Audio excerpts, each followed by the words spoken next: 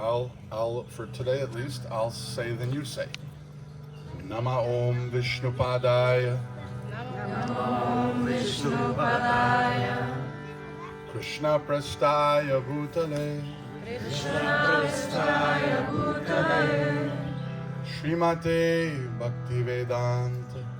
Srimate Bhakti Vedanta. Swami Niti Namine. Swami Niti Namine. Translation, Mom? Simple. So I offer my respects to Bhaktivedanta Swami Prabhupada, who is very dear to Lord Krishna on this earth, having taken shelter at his lotus feet. Namaste Saraswate Deve.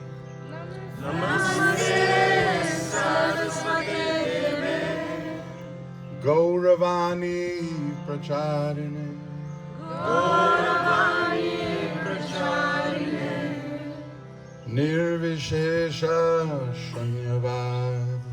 Nirvishesha Shunyavadi. Paschatya Deshatarine. Paschatya Deshatari. My respects, further respects to Bhaktivedanta Swami Prabhupada, who is Namaste Saraswati Devi. So he is the servant. He wrote this verse actually himself, and he calls himself the servant of his guru, which is beautiful. He is the servant of Saraswati Goswami, and what does he do? What's his mission? He's spreading the Gaura Vani. Gaura Vani means the message of Lord Chaitanya. So he's particularly spreading the Gaura Vani, the message of Lord Chaitanya, in the Western countries, which the message of Lord Chaitanya is radical personalism. So he's spreading this message of radical personalism in the Western countries, which are so full of impersonalism and voidism. So trying to turn our hearts into radical personalists.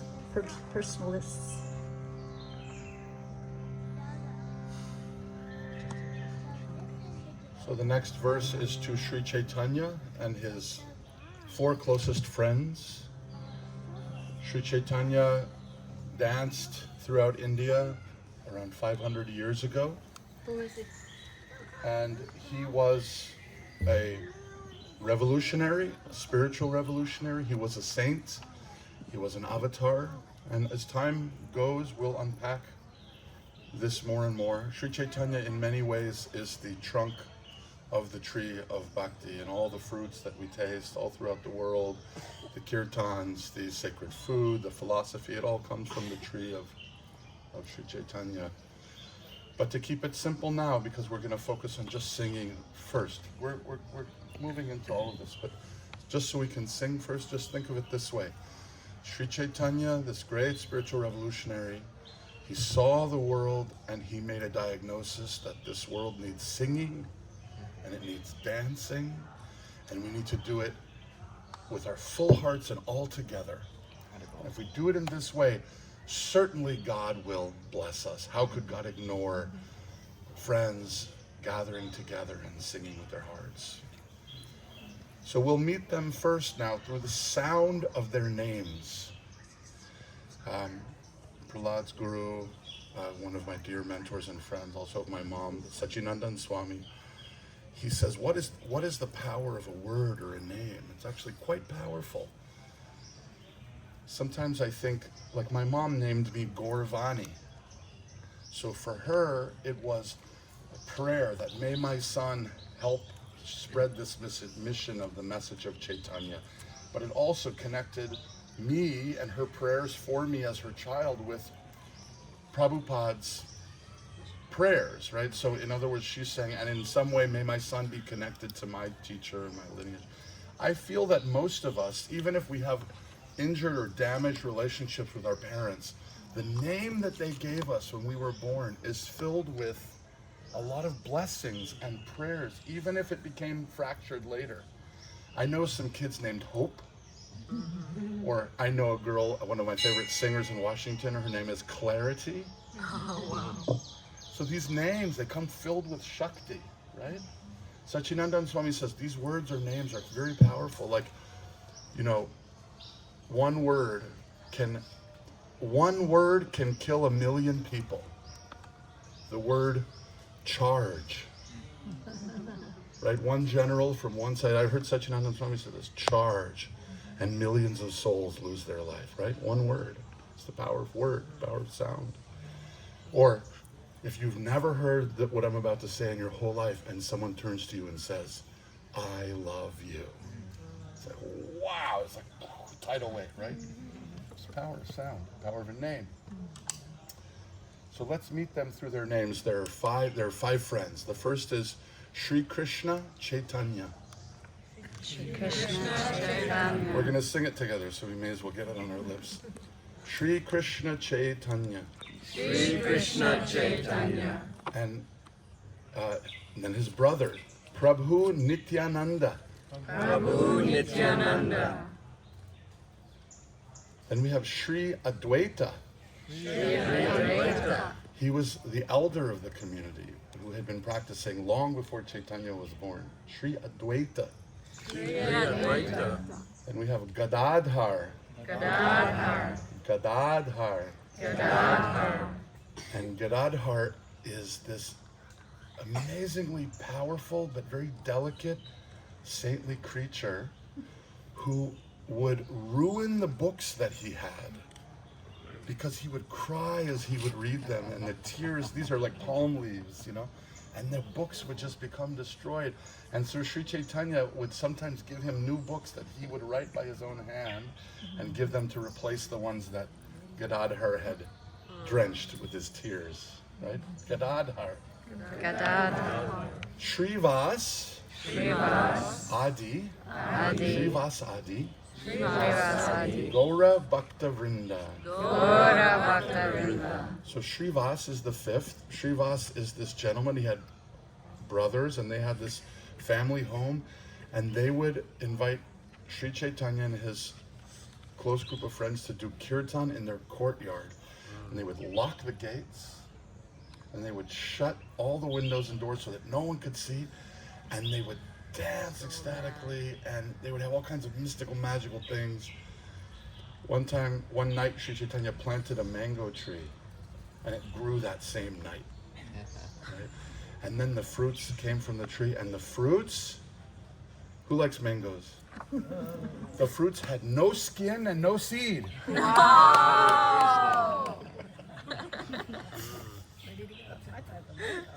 Yeah. So Shrivas, this is the courtyard of Shrivas. So Shrivas Adi, Shrivas is the leader of the Gaur Bhakta Vrinda. And Gaur Bhakta Vrinda means? All of you, everyone who's gathered together to chant these beautiful names. The community, the community of lovers of God who are willing to wear their heart on their sleeves and maybe dance sometimes in public. Let's try this. Everyone put your heart towards the sky. Doesn't that feel lovely? Okay. Say Gaur Bhakta Vrinda. Gaura Bhakta Vrinda. Look around a little bit. Look at each other while you do. Look how beautiful it is. Gaur Bhakta Vrinda. Gaura Bhakta Vrinda. You know, we're not saying it hyperbolically. You know the word hyperbole? We're not saying this. Truly, my mom and I are putting forward this hypothesis. This is, you want a block? You I have a block. Okay. Yeah. You want to switch this for a block? So many. You want a chair? Is there another one of these? Sure. Yes. Another bolster. No, a bolster. You want my bolster? That's good. Thanks. Roll it up. We are really submitting, like for our doctoral thesis here, me and my mom, we're submitting that you are the Gaur Bhakta Vrinda. You are the sacred community that is thriving and living from the grace of Sri Chaitanya. This is it. It's not that we're going to pretend like, no, this is it. Yeah, and Dr. Martin Luther King and other philosophers also talked about the beloved community, creating the beloved community. So that's our intention. That's what we're trying to do here. And we want to be part of that beloved community also. Please include us. Love and be loved. That's what everyone wants, really. To love and be loved for who we really are. What else is there? No masks, no games, no charade. Well, sometimes they're fun. Sometimes. Aspect of that is Hare Krishna is the two of them together, the masculine and feminine. And then when we say Krishna, Krishna, that's Krishna longing and separation for the divine feminine. When we say Hare, Hare, Hare is Radha. So that's Radha longing for Krishna. So it's the names of the divine masculine and divine feminine. It's a love affair mantra. It's a love affair in longing and in union. These are the two banks of the river of love. Right, a river has to have strong banks to flow swiftly. So those two banks are union and separation. And that's what we receive in this beautiful, what's called Jugala mantra. It means ecstatic loving mantra. Hare Krishna.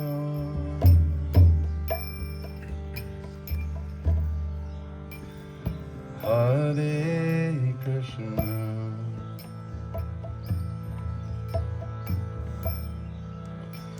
Krishna, Krishna.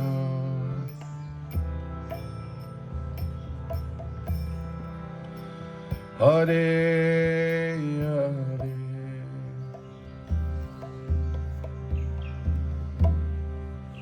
Hare. Hare Rama.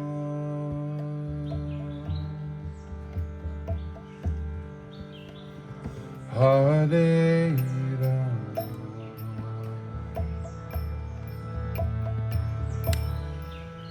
Rama, Rama.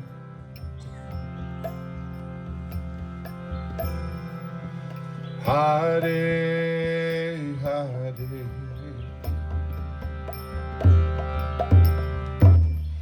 Hare Krishna.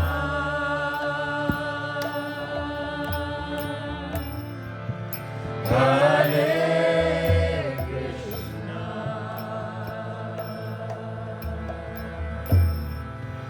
Krishna, Krishna.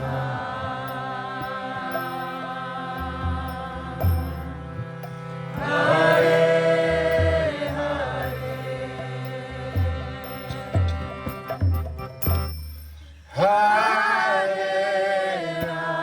Rama.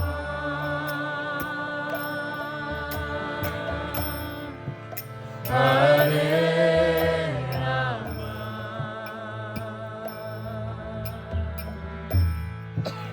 Rama, Rama.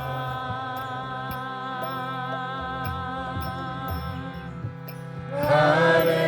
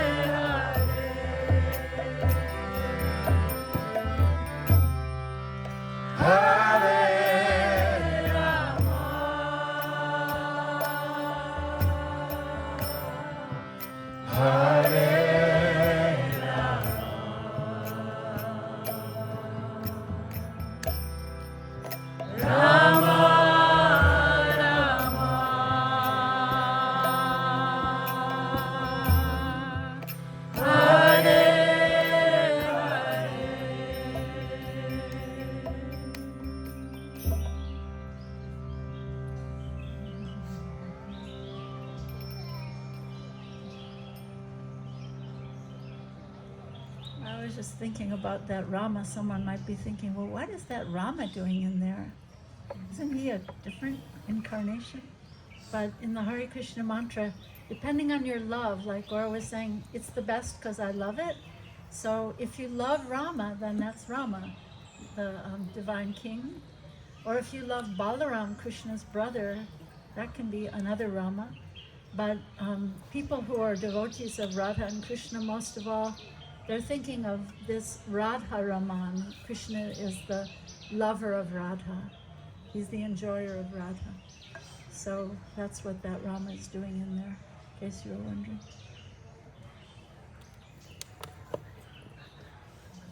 Should we begin? So we wanted to talk about our origin stories.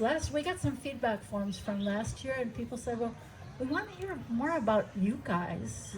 Like, what's your stories? And so we wanted to tell our origin stories.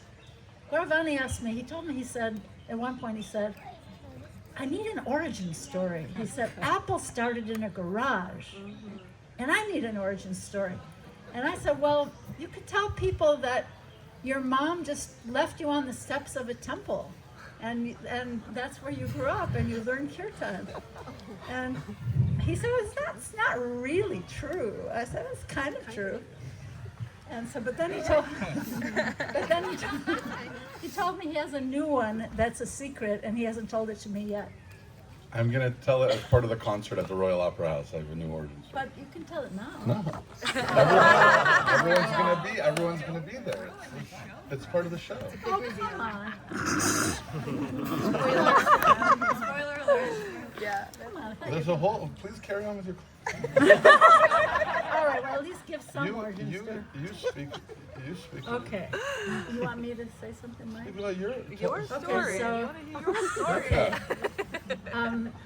When Radhanath Swami sees me, he says, we are from the same village. Because we're both from the same suburb of Chicago, Highland Park, Which Illinois. is the village? The village of Highland Park. Village of Highland Park. And his mother used to get carryout from the same Chinese carryout that my mother used to get from. And our families used to go to the same Italian restaurant. We had the same dog. There was this miniature schnauzer, which was kind of the Jewish dog du jour at that time, you know, a little miniature schnauzer. And his dog was named Kip. And mine was named Chip. And we played on the same red fire engine. Yeah, and in the park there was this old fire engine that they put in the park for kids to play on. And we used to play on the same fire engine. And any kid who played on that fire engine is now a saint. No, and sometimes people say, well, did you know each other at that time? And we didn't. And I've said to him, you know, maybe some of your foot dust fell on me from that fire engine, you know. And I said, well, you didn't really like girls at that time. And he said, no, I was afraid of them. Anyway, Highland Park. And now when I come, I say, we were from the same village. He goes, yes, Govardhan Ecovillage. That's really nice. But I have kind of a crazy story. It ties in. Your story ties in. Or the theme that we keep wanting to go back to is this theme of enchantment, that the world is becoming disenchanted. We spoke about this yesterday, right? Yes, we think it's from Max Weber. I think he's from Germany.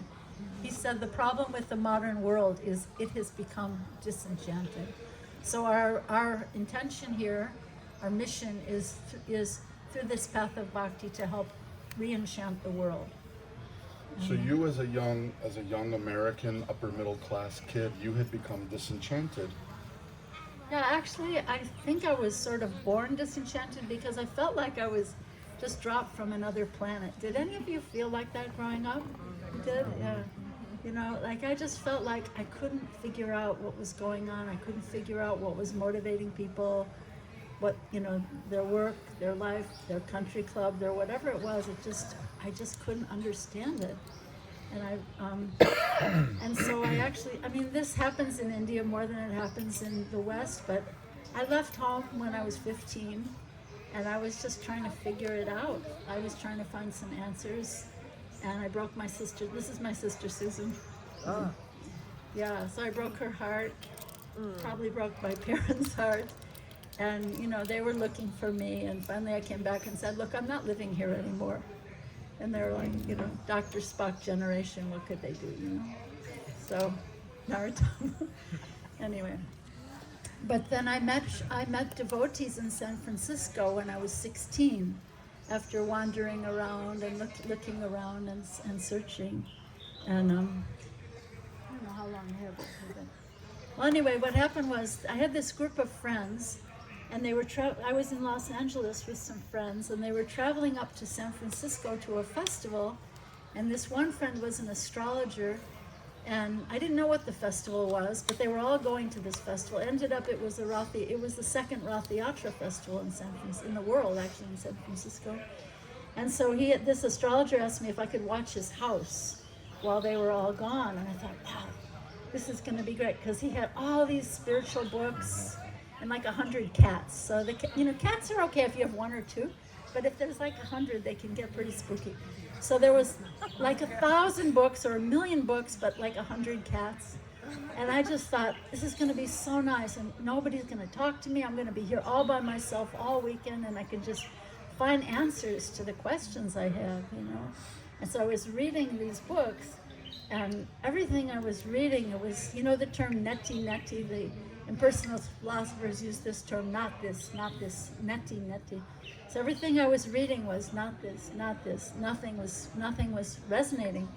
And there was this one magazine. I have a designer's brain like Sanjeev, and there was this one magazine on the coffee table that I was avoiding the whole time because I found the art to be really trite, like it was kids' art or something. Anyway, I was avoiding it the whole time, and finally, out of frustration, I picked up this magazine, and I read this article. It was an early Back to Godhead magazine, and there was an article about Prabhupada leaving. He had had a stroke, and he was going back to India. And it was written by this early disciple, Brahmananda, who they didn't know if they were ever going to see him again. And so it was written in the mood of this, what we were talking about before, this love and separation. And it was just, that's it. That's what I'm looking for. That's the love that I'm looking for. And so, you know, my friends came back, and I said, I got to find these people. There was an address in LA, address in San Francisco. And they said, no, these people are really fanatical. You don't want to get involved with them. And they're down on everything. They're even down on mathematics. And if down on mathematics, that's because Prabhupada used to say, in spiritual mathematics, 1 + 1 = 1. There's no... So, you know, anyway, so then I went and found them in San Francisco, and we were headed up to San Francisco. I found them in San Francisco, and I ended up coming to London with this group of 6 devotees who were on their way to open a temple in London, and their intention was to meet the Beatles. The Beatles were the most important people in the world, and their intention, like one of the things we wanted to say this morning is, set your intention. So their intention was to meet the Beatles. And so I went with them to Montreal and had initiation from Prabhupada there. Prabhupada was resident in Montreal for a few months.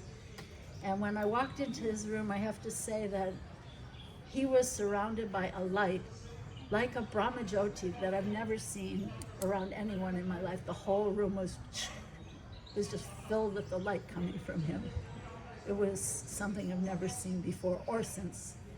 And so then Yamuna Devi was one of those 6, and she said, this is, we called him Swamiji at that time. She said, Swamiji, this is Wendy, and she's only 16 years old, and she would like to become your disciple. And it was really interesting because Prabhupada had his face kind of like screwed up a little bit, and he said, but where are your parents? It was so interesting. He was feeling the pain of my parents, which, you know, was really interesting. So that's kind of a beginning story. He did eventually meet Grandpa Lionel. Yeah, there's a nice picture of my father with him, actually. My father actually, right before he died, we were in Maine. My father was in Maine. He had cancer. He was dying.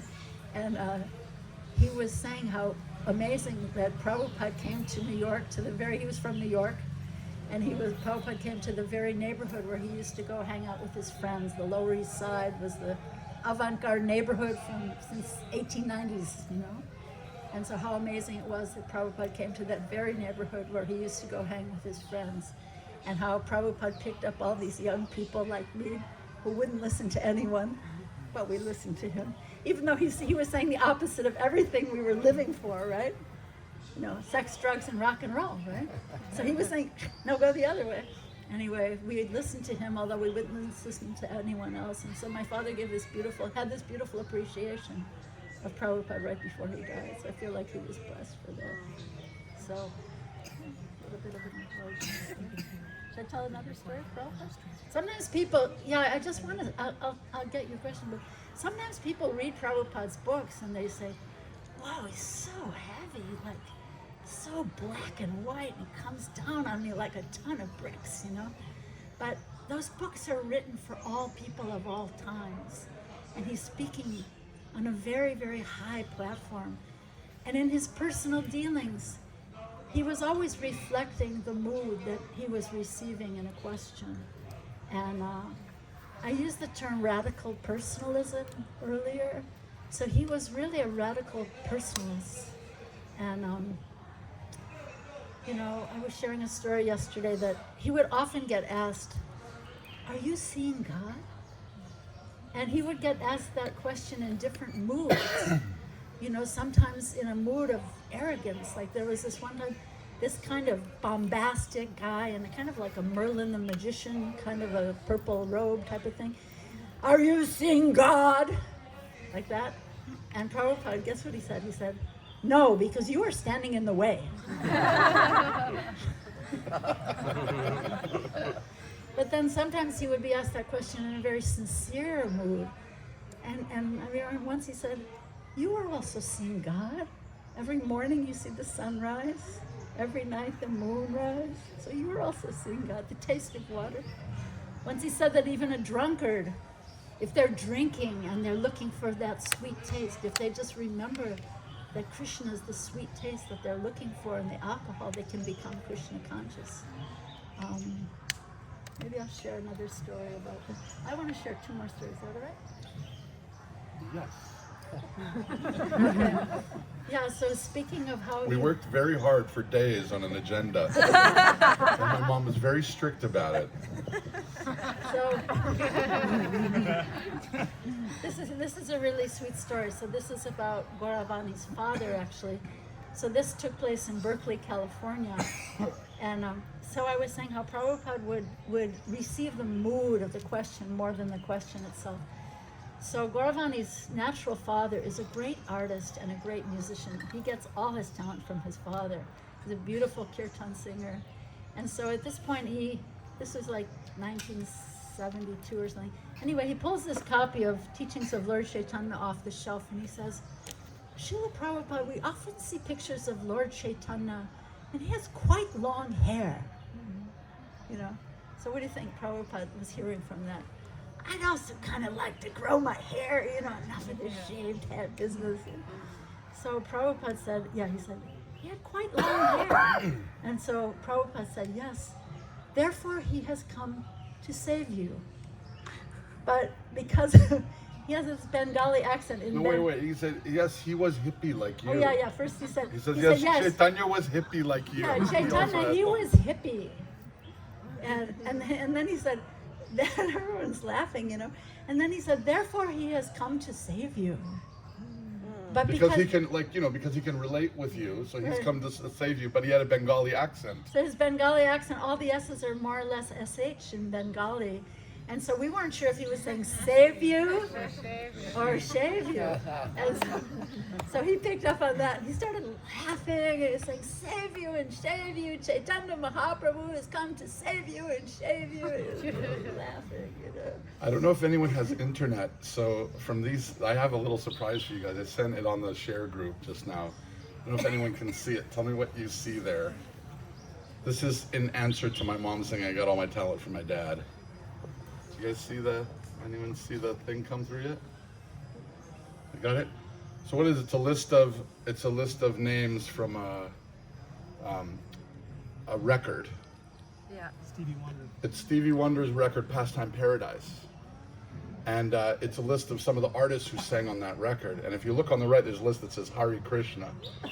Now, the story is Stevie Wonder heard the Krishna devotees, including my mom and dad, singing on the streets of Los Angeles. And he thought, I want to jam with those guys. So he got them to come and sing on this song called Pastime Paradise, which most people don't know this, but if you listen to the full record version of Pastime Paradise, the radio version sometimes cuts it off, but in the end you hear kartals, ching, ching, ching, ching, ching, ching, and then Hare Krishna, Krishna, Krishna, Hare. It's like very clear in the end of the song. And you see my mom's name on the record there? Yeah. That's awesome. They misspelled my dad's name, but my mom's name they got right. Narottam, you had something? No? So I want to share one other story that was kind of sweet. So I was living in the Boston Temple. You're in Boston. And you got to meet Jack. Jack's here from Boston. Anyway, so I was living in the Boston Temple and Prabhupada was visiting. Haribol, welcome. Brasilia. So Prabhupada seemed like all he was talking about was just try to become sincere. That's all you need. You know, just don't be a hypocrite. Just try to become sincere. And so finally I asked him at the end of one talk, Haribol, thank you for being here. I asked him, but Prabhupada, how can we become sincere? And he just looked at me really intently and he said, how do you become a thief? I was really shocked. So I said, well, you would hang out with thieves and you would practice and learn to talk like they talk and eat what they eat and spend time with them and learn their best techniques. And yeah, he's laughing. He said, yeah, so you have to practice, you know, practice being sincere and then sincerity will come. That was nice.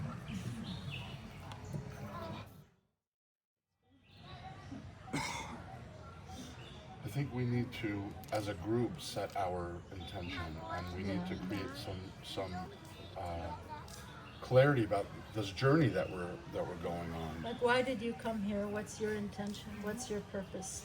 What do you want to take from this place? What do you want to leave behind?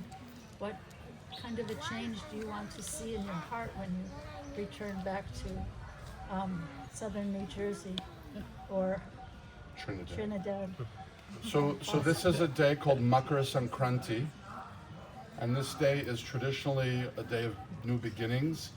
Astrologically, it's a day when the sun shifts direction and heads back towards Capricorn. Sun enters Capricorn, and it's the end of winter and the beginning of the harvest season.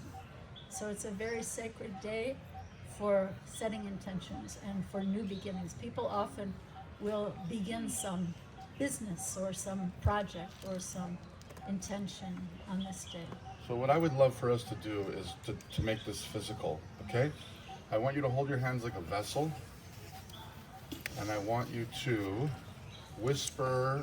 You can take a moment, it may not come to you right away. I want you to whisper your intention for this time together. It can be very simple, it can just come spontaneously, or it can be something you really think deeply about. I want you to whisper it into your hand, and then I want you to take that, capture it, and I want you to massage it into your heart. Is that okay? Can we do that? So that it's here, it's living with you, all right? Let's just take a moment to do that.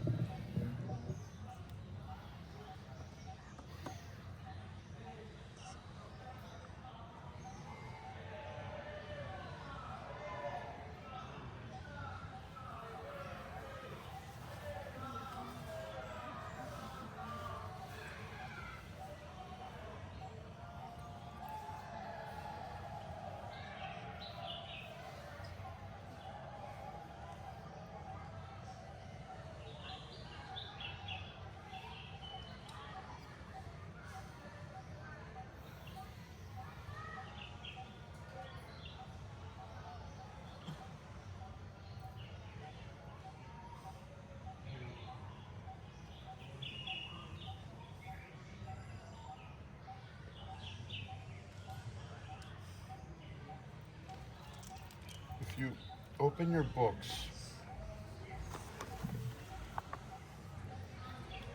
to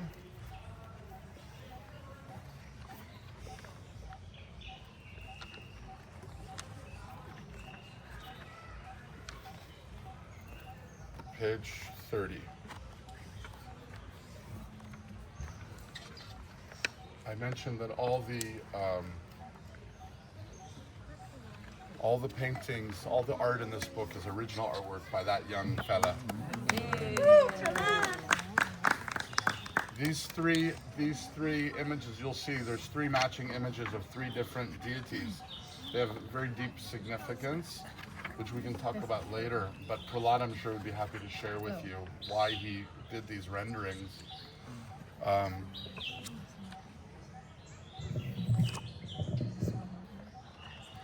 And if you flip, you'll see this. Okay? These are the 5 pillars of Bhakti. My mom likes to say that Bhakti cannot be taught. It must be caught. Right? You have to catch it. You can't.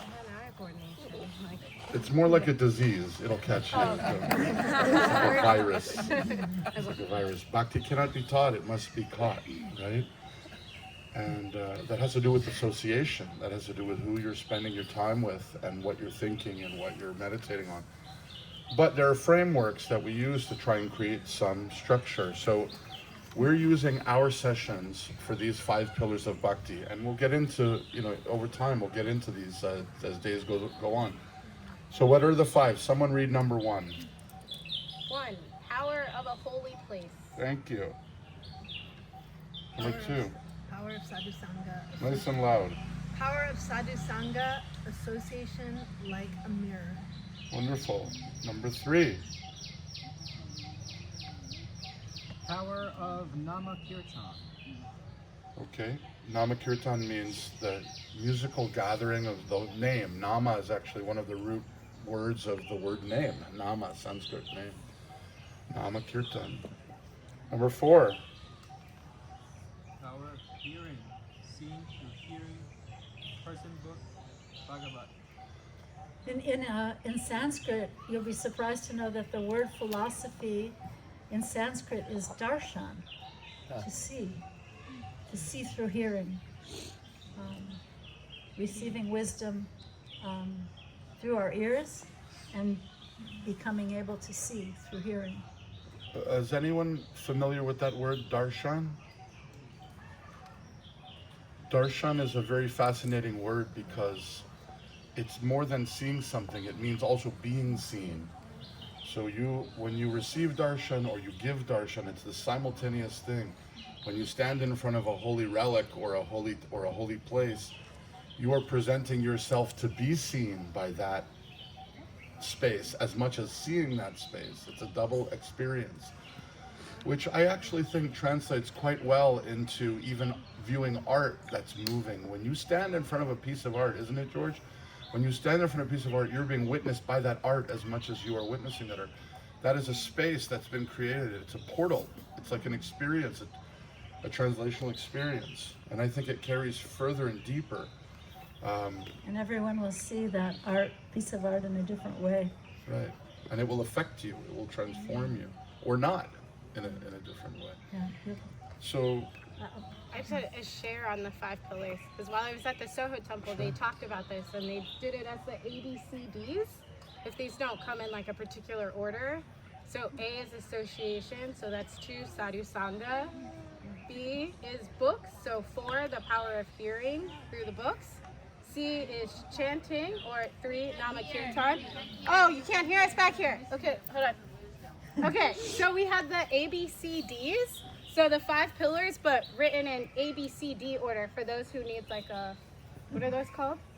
Mnemonics. Yeah. So it was A, association, B, books, C, chanting, D, dham, and then the other D is darshan. But it all correlates to these ones, just simplified if you need that. Yeah. that's my favorite kind of alphabet, A, B, C, D, D, D. And the last one, number 5 is? Darshan. Darshan, right? Okay, so someone read this last one.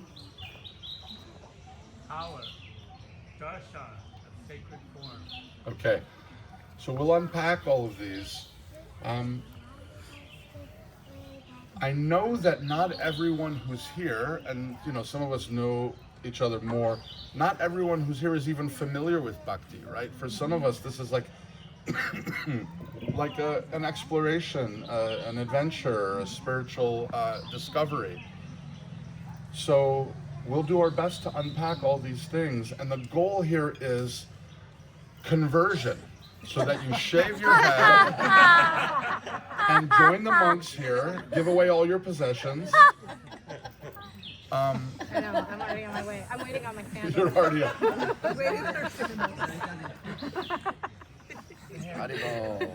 Sign up's ready too. All right, forget it. No, About entering. I think it's quite clear for all of you guys that that's not the goal. The goal here, especially with people like my mom and I, and you'll see this throughout. We have quotes from all throughout different traditions, different teachers. The goal here is to show. The goal here is to experience together as a community how much God loves us and how much He's trying in so many ways to connect with us, and to remove for each other the obstacles that we have allowed to come up in between ourselves and the Lord, and to create the kind of community that we all desperately need, which nourishes us in our spiritual journeys, you know, to be a source of strength and friendship for the whole rest of our lives. Yeah. We wanted to talk a bit about entering a holy place. That's the kind of the main thing we wanted to talk about today. Because that's the first of the That's pillars. the first of the pillars that at least that we were using them. And it's an important, it's an important one, because we have entered into a sacred space. So let's talk about, why is it sacred? What does it mean that it's a sacred space? Everything is sacred. So why is one space sacred, another space not, right? So all this, and it's a great way to get started in our journey to really understand what this place is, why it was created, the intention behind. I mean, you know, before Radhanath Swami and his students came here, this was just like one of those fields. Everything we see here didn't exist. It was just a field, trees and Scrawny trees, scrub. not even really good trees, scrawny ones. So why have they gone to all this effort? Because in one sense, every place is sacred. I mean, you know, depending on someone's consciousness, they're burning bushes everywhere, and there are angels sitting in trees everywhere if people are in sacred divine consciousness. But there's certain chakras in the world, holy places like Vrindavan or like Jerusalem or like Mecca, all these holy places, and they're power points because some saintly people have been there, or placed intention there, or lived there, or taught there. And this place was created with deep intention by Radhanath Swami. It's a replica of Sri Vrindavan Dham, and where he lived. You want to tell what you were What's telling a lot me? of words? Sri Vrindavan Dham. What does that Okay, mean? so you use the word Dham, Atmavidya, use the word Dham. It means a holy place. So holy places are power chakras that have been created because saintly people have lived there, or holy things have happened there, or with a power of intention. You know, in DC we have the Lincoln Memorial. Everyone familiar with Martin Luther King Jr.? It's part of like, so in America, he was really important to the movement for equality and civil rights. And there's a very famous speech he gave from this memorial, Lincoln Memorial. And for Americans, when you can stand on the same stone that Martin Luther King Jr. gave his speech from, it's pretty powerful. You're like, I'm standing right here, and he spoke these words that transformed our country from this exact stone, right? Somehow or other, it's like a portal. These places become like portals. So to enter into a holy place, we can, you know, it's hard because we fly on an airplane. It takes us 14 hours, 20 hours. And so often our body arrives before our mind and our heart arrives. Has anyone had that experience? Yeah. You know, it takes you like, In fact, is anyone here yet? Has anyone arrived? I'm still like hovering over the ocean somewhere. yeah. So, you know, and you compare that to ancient pilgrimage like in Europe or in India, El Camino, right? People would walk El Camino Santiago. People would walk for months with an intention. Sometimes people would have an injury or a disease or have a certain prayer in their hearts or a terrible grieving or a loss, and they walk and they pray, and their hearts arrive in that place before their bodies. But we're kind of, doing it a little backwards. So our bodies are arriving and we haven't really arrived, and everything's different, and so I wanted to make the point. Yeah, but I just wanted to make this one point first, that we want to set this idea, offer this idea to you. This is called Anjali. When you put your two hands together, that's a way of praying.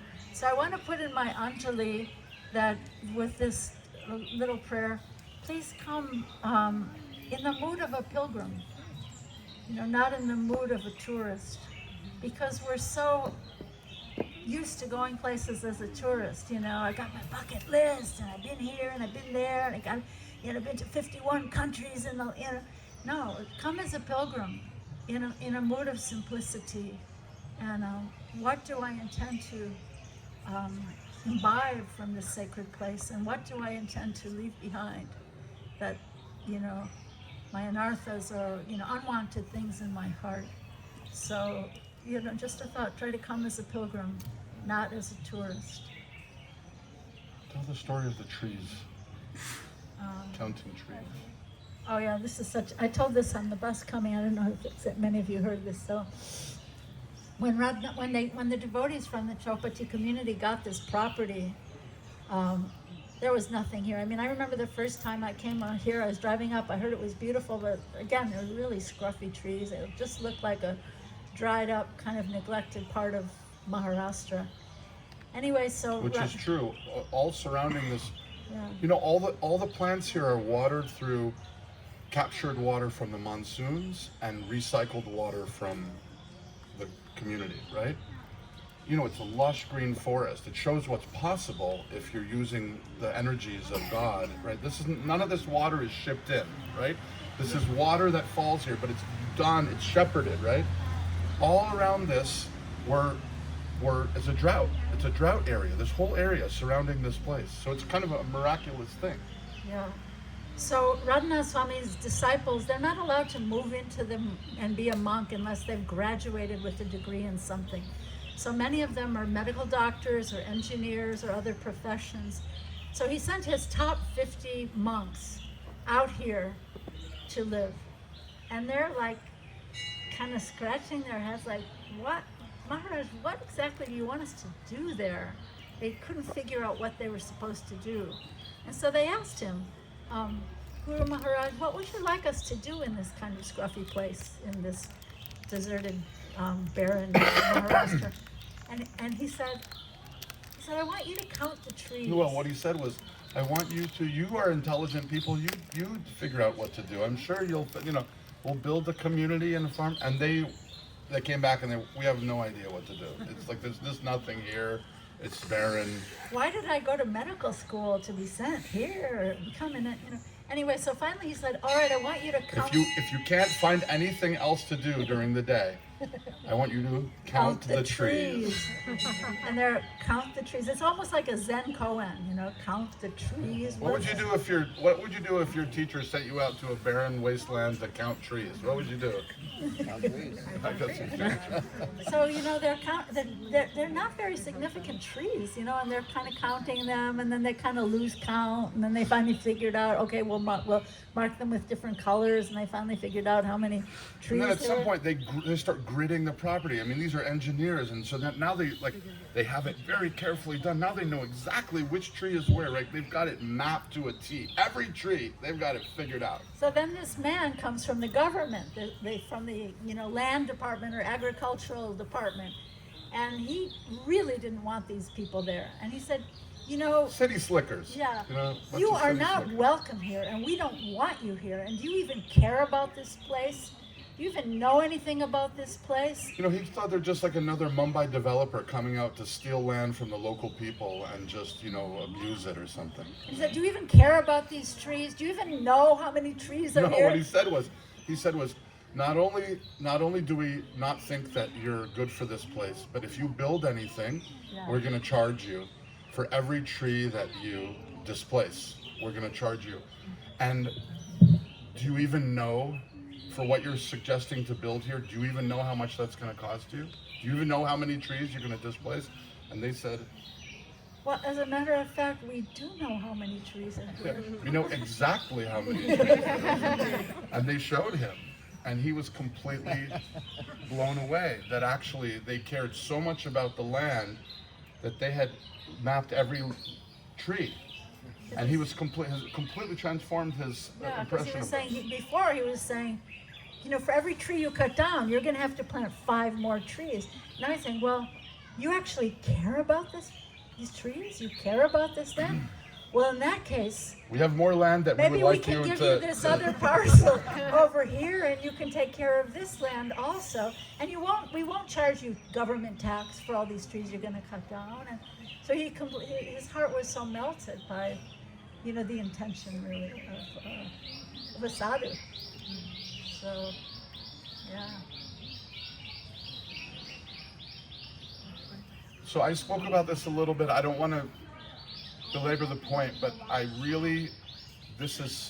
had a dream before we came here. And the dream was, I met Radhanath Swami on the pathway near Mahavan, where we're all staying. And I bowed to him on the ground, and I stood up, and before I could stand up, he kind of hugged me. And, you know, we were greeting each other, and he was saying hello, and I was saying hello. And I was saying, I'm so happy to be here. And he's saying, I'm so happy you're here. And he was saying, I know it's so difficult organizing these retreats, and I want you to tell you that I appreciate so much that you're doing this to help me in my mission for creating this sacred community, and I recognize how hard you're working. And we were laughing and crying together. It was just so much gratitude for us being here. So a couple of years ago, I had an epiphany. I have the distinction of we brought the very first group that ever came to the Ecovillage when there was nothing here. Radhanath Swami said to me early in there, you know, we're building a retreat center. You should come. You should bring some people. And I thought, like, to what? Like, what? To like just this like land in the middle of nowhere. I mean, there was not all these gardens were not here. Most of the buildings were not here. And he said, it will be very nice. And I could just see he wanted me so much to do it. And I was just like, okay, Guru Maharaj. I was like, oh. And now I was like, how am I going to sell this to a bunch of people? Like, where are we going? Well, it's this place. Like, I don't know what we're going to do there or what it is. Like, this is before most of these buildings were. We came here and they were planting the grass blade by blade. That's how they do it in India. They push this crabgrass into the ground, you know. I was like, I just kept like trying to pretend everything was okay. And as we're walking, I'm like, it's all fine, it's all fine. No one's noticing that they're still planting the grass. Like, it's all gonna be totally fine.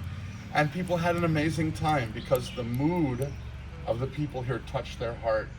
And each year I come, it's like more and more amazing things. But to be honest, I never understood why I did it to support him, but I never understood why I should bring people to Govardhan Ecovillage until a couple of years ago, and then it clicked. And here's how I understand it, and because we're talking about the power of a holy place, I want you all to understand how I see this place. Radhanath Swami, I mentioned this last night at the Yamuna, Radhanath Swami has created a map in his heart of Vrindavan that he uses in his daily meditation to, as he's chanting, to go through the sacred city of Vrindavan, through all the temples and meet all the holy people.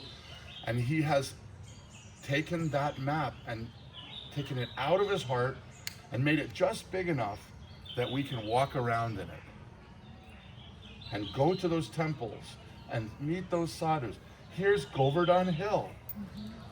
It's not 15 kilometers. How long is Govardhan Hill? 22.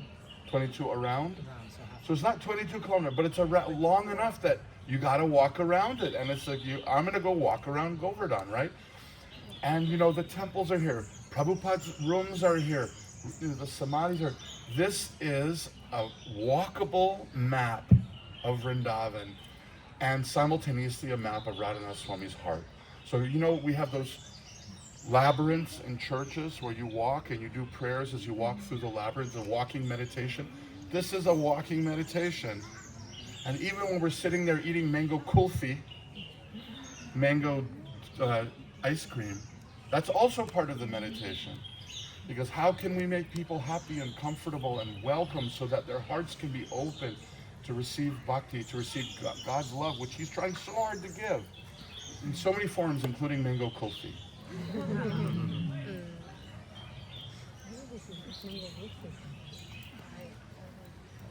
So for you all to come here is quite a powerful thing, because you're not only having a wonderful time, but you're also receiving and sharing, exchanging with Radhanath Swami a vision for an opportunity for community, for kirtan, worshiping Yamuna together, going to the early morning. This is bigger than many of the villages in India, this place that we're in right now. There are many villages that are just tiny.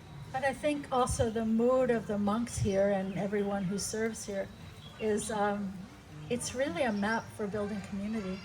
It's a map for creating beloved community. It's like, how can I serve you? Any service, Prabhu. It's like, whoa, they don't say that in New York so much, Maybe a Bhakti Center, But, so it's a map for taking that mood back and changing the world, creating, creating beloved community in whatever place we dwell. You have this beautiful quote here. You want to read this quote? Live without. Oh, yeah. Where is it? Okay, this is a nice, okay, Kiran, I was mentioning to you. Whose quote is this? So, In your mic? Oh, Mike. Okay, Keshav Maharaj, I was mentioning to you yesterday. Saw this on a bumper sticker in London. But it's so powerful, it's really a bhakti intention. So it says, live without pretending, speak without offending, hear without defending, and love without expecting. This is building the beloved community of bhakti. Or you don't even have to use the word bhakti, just love. So, last year, we kept a similar structure last year, and we thought, how are we going to do this for 10, 12 days, whatever? We're going to do this every day, gather like this? But it's lunchtime already. No. It's just, I'm saying, we're getting to the end of our session. It happens very quickly. Yeah, you wanted to tell this So, story. but I also want to end with some kirtan. Yes. And last time we didn't make enough time for that. Denise or Bill, do you have any song that you could share with us? Even it doesn't have to be interactive. It could be a performative, an operatic or performative piece. Yes. This is such a holy place. If you could come up here, you could do with or without a microphone. It could be of anything of your choosing, some sacred song that's on your heart or on your lips. We have 2 pairs of newlyweds here in this retreat. Bill and Denise just got married. And Madhu, and where's Radhika? Just behind They are. Alexandra. Yeah, behind every great Wait, man. 3 pairs? Three Seriously? pairs. Oh, Because Deanna just. Diana, Oh, yeah, Deanna. Oh, wonderful. that's auspicious. New beginnings. Okay, so Come, guys, sing something. Sing Sing some something. beautiful something. Yay! Would you like on the mic or without the mic? Mike? Can you stand up here? In the upper world, you prepare for months. You've been preparing for this. I never sing without a warm-up, but here we are. It's about Is it better to stand or sit? Okay. You want the mic or no mic? No mic. Okay. Is it being recorded? That's fine. It's not through the mic. gotta speak Phoebe the words in the second verse. Some of you may know this. This is from our tradition, Let There Be Peace on Earth. Why Sounds not terrible. sing about peace, Sounds right? awful. You're fired. Thank you. Okay, we're going to go now. You know this too, so we're here to sing with you. What is wonderful.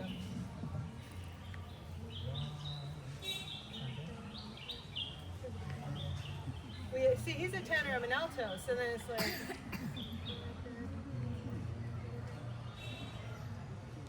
Okay, so sing with us if you know.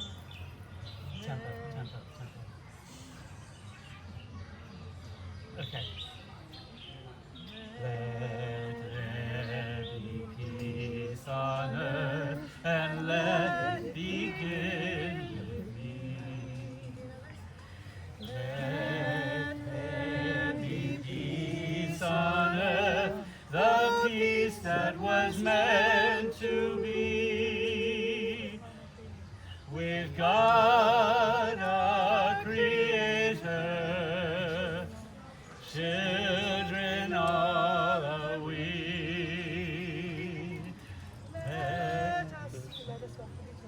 Let us walk with each other Perfect harmony. in perfect harmony. Let peace begin with me. Let this be the moment now. With every step. With every step I take, This be our solemn vow. let this be our solemn Then it vow. gets dramatic to take each moment. To take each moment and live each moment In peace and harmony. in peace and harmony. Let peace. Let peace begin with me. Begin with me And let it begin with me. again.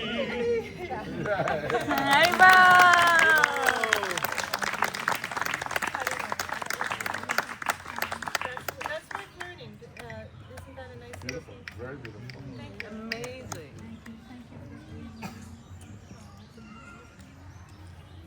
So let this be a warning to all of you creative people. You will be called out to sing and to play, so just go ahead and prepare now. For the evening at the Yamuna, we've been given permission that once they finish their normal prayers, we can have the microphone and the harmonium if we want to do some chanting there. I know there's many singers and leaders here. So we have that time in the evening that we can stay there by the Yamuna and do some music together. So please be ready for that also. Thank you so much. Let's have a round of applause.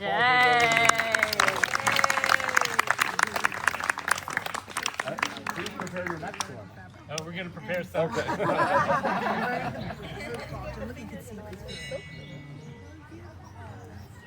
So at this moment, maybe we can just have a few moments for questions or reflections. Would anyone like to share some thoughts or ask any questions, or just just a moment to open it up for dialogue before we sing? You mentioned a quote about people are disenchanted. Did you make the connection of the word chant being enchanted? That's why, yeah, that's why he likes it so much, because re-enchant the world with chant. Yep. You and I have got panache. Yes. Question about You want to pass the mic here? Yeah, Mom, pass the wireless, and then this can be. I mean, it's not related to what we talked about today, but okay. Okay, so my question is visiting the Radha Mohan temple. Let's say that again. Radha Madan Mohan. Radha Madan. Madan Mohan. Right. Radha Madan Mohan temple. Seeing that version of Krishna, how did creations evolve from that figure of Krishna to now this more human-like form that we see in our modern temples? It's a super cool story. Maybe if someone else has a question, we can pass the mic as there's those three images that are in the book that Prahlad did renderings of are connected to this answer. So I love how synchronicity always brings things. Of course, we have the illustrations that are answering questions. One of the last living people to see Krishna is a lady named Uttara. And Uttara spoke to Krishna's great-grandson, Vajranab. He wanted to make icons of Krishna, or what we call in this tradition deities. And she said, he should be like this, his face should be like this, and his broad chest should be like this, and his belly should be like this, and his hips should be like that, and his feet should be like this. So he had carvers work to the specifics from her instructions. And they did the first deity, who was Madan Mohan. And Madan Mohan's feet, she said, it's perfect. His feet especially look like Krishna. Really, his feet look exactly like Krishna. So then he had another deity done, and it was Govinda. And Govinda's his Gopinath. And Gopinath is his chest.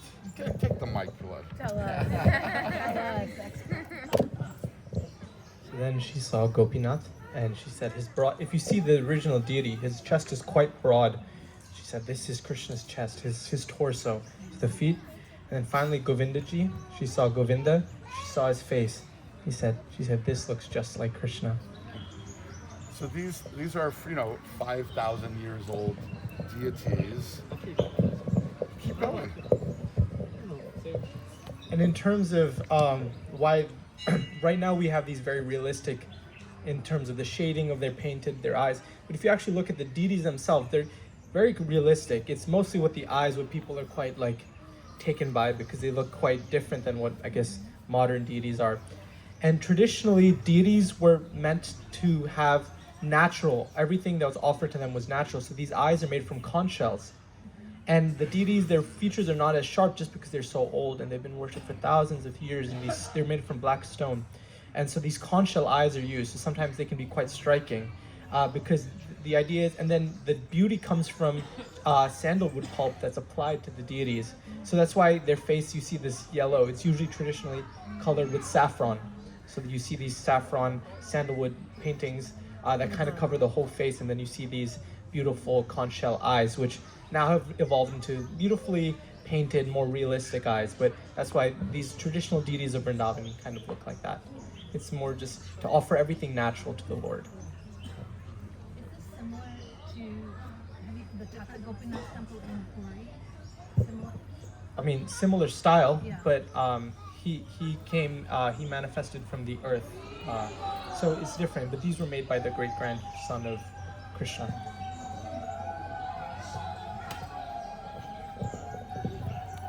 Any other questions or thoughts? Yes. Please, Ed, can we pass the mic back to Ed? Grab that mic for, I need to hand me that mic. Remember you asked us about what about Wait, Ed, wait. a boat that you saw in London or something? Can you speak into the Book. mic? Is the quote in the book, or is it? If it's not in the book, can you say it for Live us without again? pretending, is So that we in the can write book, it Mom? down. Oh yeah, the bumper sticker from Yeah. London. Is it in It's the, in the book, Oh, yeah. it's in the book. So yeah, what page is it on? It's live without pretending, Yeah, it's in the book. speak without offending, hear without defending, and love without expecting. You can learn a lot from bumper stickers in London.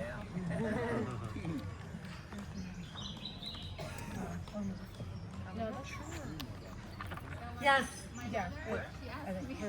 can you pass the mic? Pass the mic to Chitra. Thank you. So, when we talk about the grandson of Krishna, so my mother asked me like, "Wow, Krishna, did he have like children?" So, and she asked me like, "With Radha or with whom?" So, I think you are better prepared for that question. So,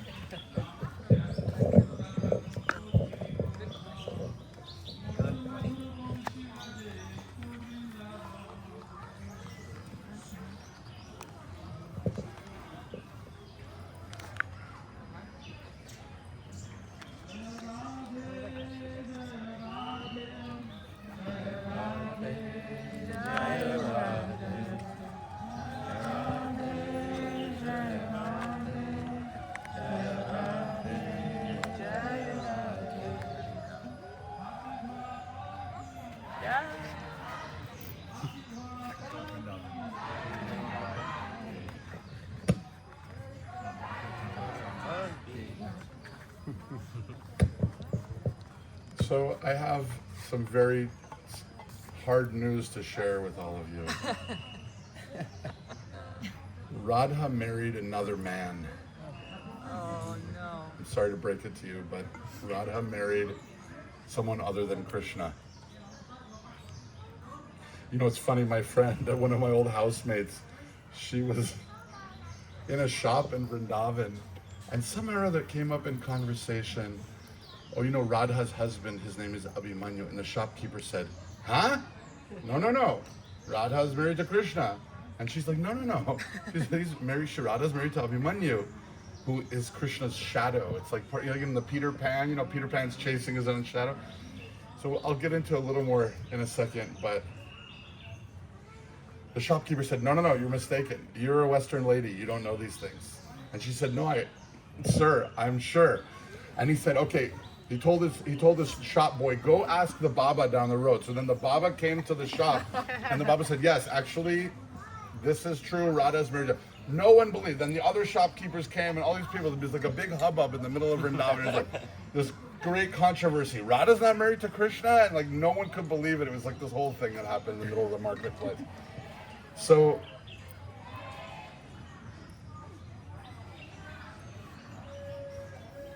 Radha and Krishna, as we were speaking about the last couple of days, they are one, right?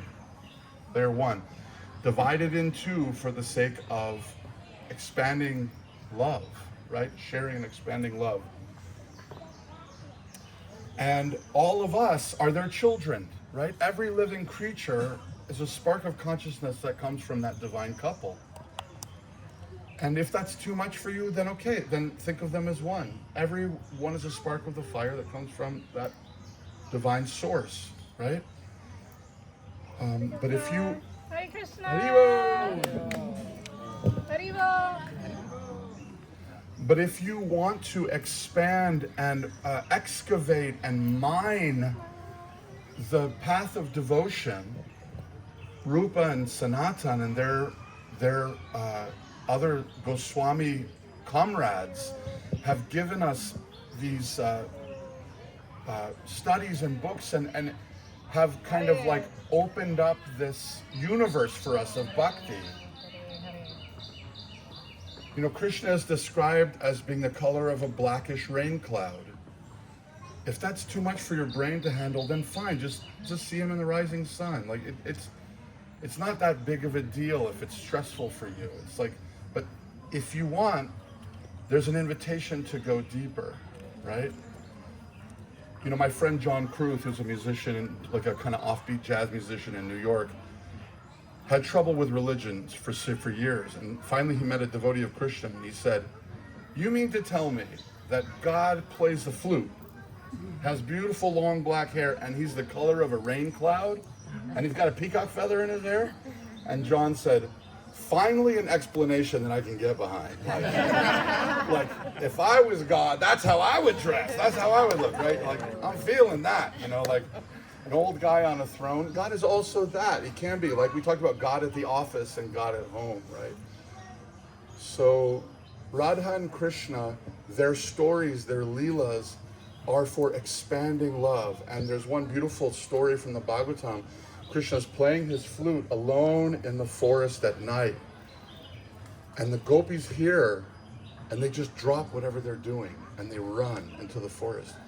And Krishna's the best at everything. He's also the most cheeky. You know the word cheeky? Krishna stops playing flute. He's like, ladies, what are you doing here? Why would you come out in the middle of the night in the forest? Like, aren't your families missing you? Like, Don't you know they're dangerous animals? don't you know they're dangerous animals out here? You guys better head out of here before you get bitten by something, And they say, you're so naughty, you called us here. You played the melody that, what is it, the fifth note? You hit that fifth note, which we knew was just to So we came running. Some of the gopis were missing one earring. Some of them had only eyeliner on one eye. Some of them literally handed their husbands, you have to understand, Radha and Krishna, this is not about sex, right? This is about love. This is about the heart reuniting with the divine, right? Like we talk about France as being the bride of Christ. This is not, we're not talking about sex life, right? This is lust, right? What we're talking about is love, you know? Some of the ladies were like nursing their kids and they just like hand it to the husband. They're like, I'll be back. And they just ran. You know? And it's described, and you know, this is all an invitation for each of us to connect in some way with these legends, right? I always make this point. I love the word legend and I really hate the word mythology. I just don't like it at all. And it's because mythology is this outsider view of a culture that says, we all know it's not real, but let's just pretend that we can get something of value from it. So it's mythology. You know, the Greek mythology, the Greek gods, and there's Chinese mythology, and it's like, we all know, all of us intelligent people know it's not real, but let's just pretend and we'll call it mythology. But legend is something else. Legend is a map. It is an invitation to interact with and dwell within. You know, like on a map, you have a legend, right? A legend. It tells you how to read the map, right? These legends help us to read life and our own journey. So, you know, Vrindavan is a place of magic. And if we're willing to, as my mom said, understand that we're dwelling in a holy place and invite that magic into our heart, then we can also experience that magic. So Radha is married to another guy for one reason. Krishna, when the gopis, you know, he's playing his flute, the gopis all come, you know what he tells them? They said, don't play coy, Krishna. You called us. So now that we're here, what do you have to say for yourself? And Krishna said, well, I just wanted you to see the beautiful Vrindavan night. Isn't it lovely, ladies? And they're like, no. And Krishna said, well, I don't know, like, you know, what reason could I possibly have for getting you guys out of bed at this late hour?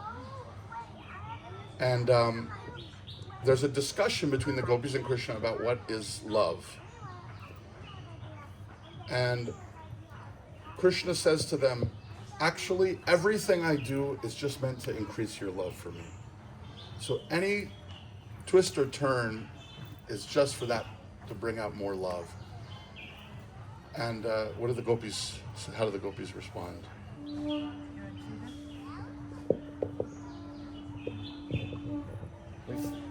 They say, how could we possibly, Well, they're saying that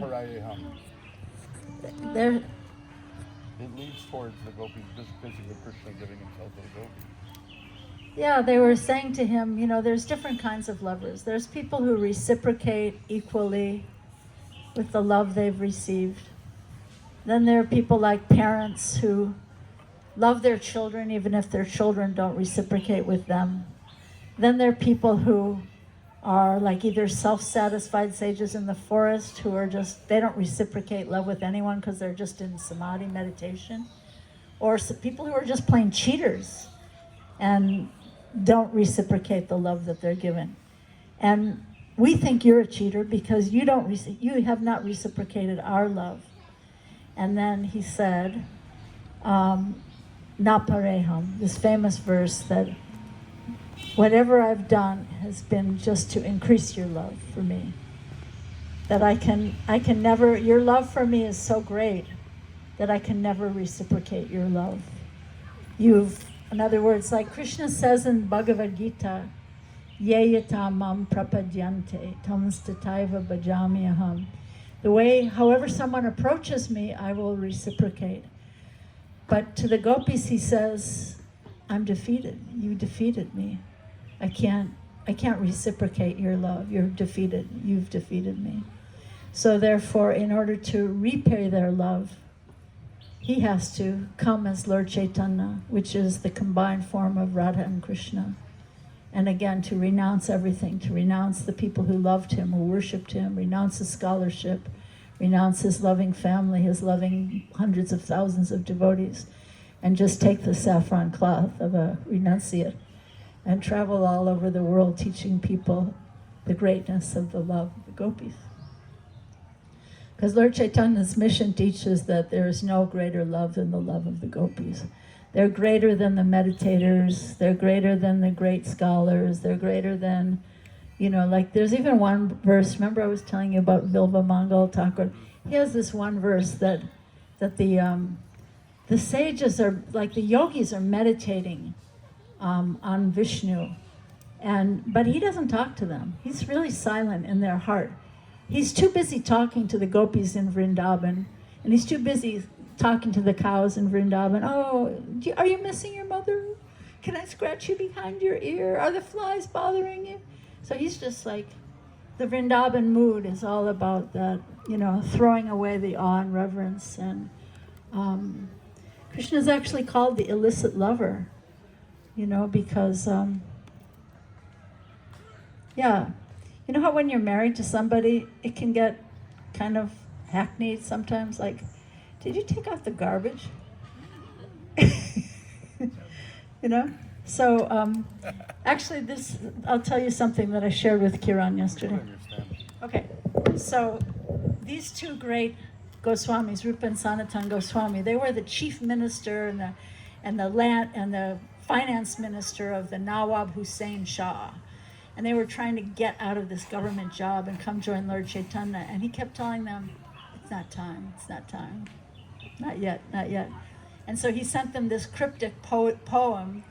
He said, you have to be like a woman who has a paramour, who has a secret lover. And she has to do all her household duties even more perfectly than a woman who doesn't have any kind of a secret lover. She has to cook better and do everything so that her husband will never suspect that she has this secret lover. This is the instruction he gave these two government ministers. And so I was telling Kiran, this has to be the mood of a devotee walking this world. That I may be, in the boardroom, or I may be, working in the embassy in London, or whatever I'm doing, Washington, D.C. But really in my heart, I've got my secret lover, and I have to keep it very secret so that no one will know. You don't tell everyone. So anyway, you get the point.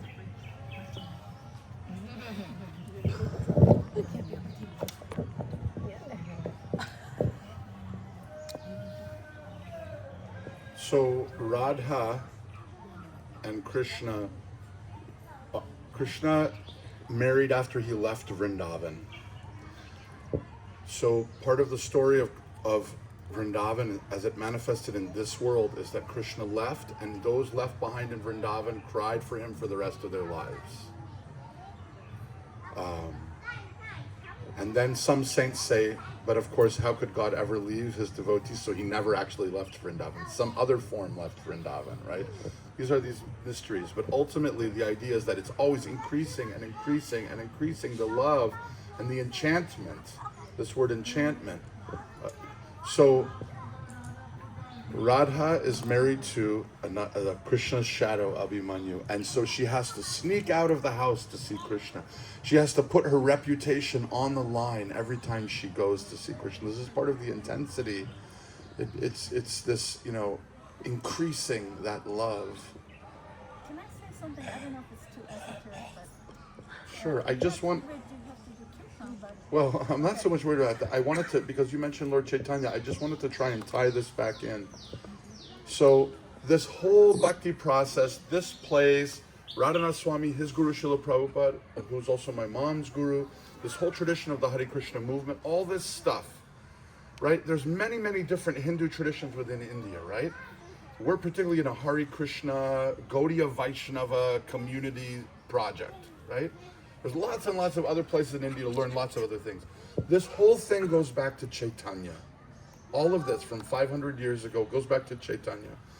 And Chaitanya is said to be Radha and Krishna in one form. What? So the story goes like this. Radha, she's sneaking out without her husband's knowledge to go meet Krishna. And they're sitting together with some of Krishna's friends, and a little bee comes and starts buzzing around Radha, because she's so sweet that even the smell of her, it's like, this bee's like, oh, where's that flower? So Krishna's little friend, he's this chubby sweet, what do you call it? He's like a cheruby kind of like funny guy, and his name happens to be Marumangal. And he's from a high class Brahmin family, but he's a little bit of a silly guy, so he kind of always screws up the Sanskrit and stuff. It's part of his charm, you know. So he chases away the bee, and he comes to Radha and he says, "Oh Radha, I will now compose a Sanskrit poem to show you how I have chased away the bee to protect you." And in the poem, he kind of messes up the grammar. He says that the king of sweetness is gone, right?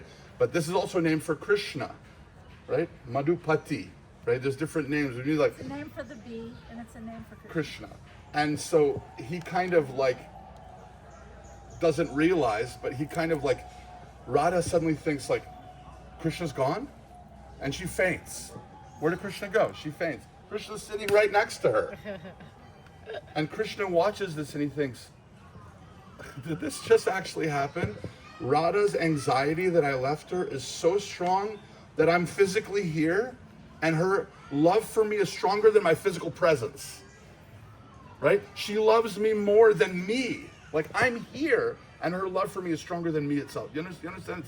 It's like God blows his own mind. It's this mystery thing where God is like, how is it possible that my devotee's love for me is more powerful than I am? And God blows his own mind.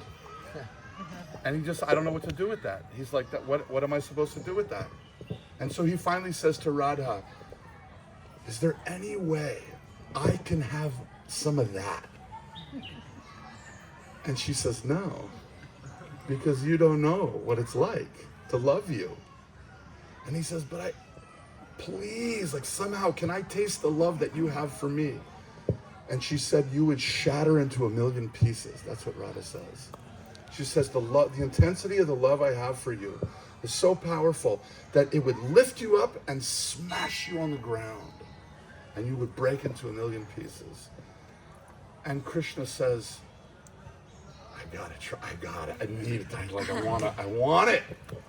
And she says, okay, I'll come with you in the form of a devotee, and I will cover you in an armor of my golden complexion, and I will be your shield. And you can be blackish Krishna on the inside, and on the outside, you will be looking like Radha, and we will together experience the love that your devotee has for you. So this is the story of Chaitanya. Chaitanya is Krishna come to share and experience the chanting of the holy name and the love that Radha has for him, and share it with the world. So when we sing these songs and everything, it's all from this Chaitanya tradition. And it would happen. Sometimes Chaitanya would be so ecstatic, he would jump in the air and he would fall on the ground. And this is that ecstatic love. But given in a package that we can handle. Like here we are, what are we doing? We're eating, we're liming, we're like chilling out, we're relaxing. But the point is, somehow or other in this package, we're getting a taste for the love of Radha and Krishna through Chaitanya's disciples, through kirtan, through friendship, through association. This impossible, intangible thing that God himself could not grasp, he's given through this process of bhakti. And in case anyone's concerned, it's completely compatible with every spiritual tradition. Because within every spiritual tradition, you find these mystics and these lovers and these saints and these wild people who chase this stuff. You know, Shams, you know, he comes out of the desert as Rumi, this, you know, respected elder in town, is walking through town riding on his donkey, and Shams says 2 or 3 words to him, and it knocks Rumi off the donkey.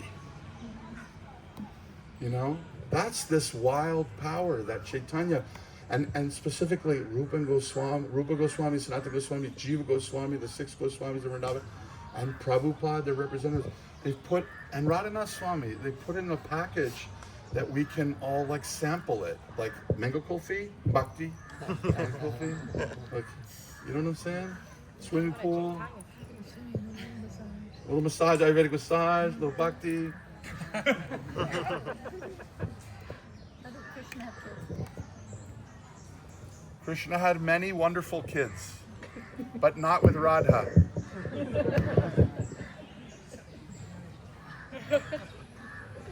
And Krishna's wife, Krishna was a king. He had many wives. His first wife, do you know her name? Rukmini. Tell what Prabhupada said when you got initiated. Prabhupada gave my mom the name Rukmini, which is the name of Krishna's first wife.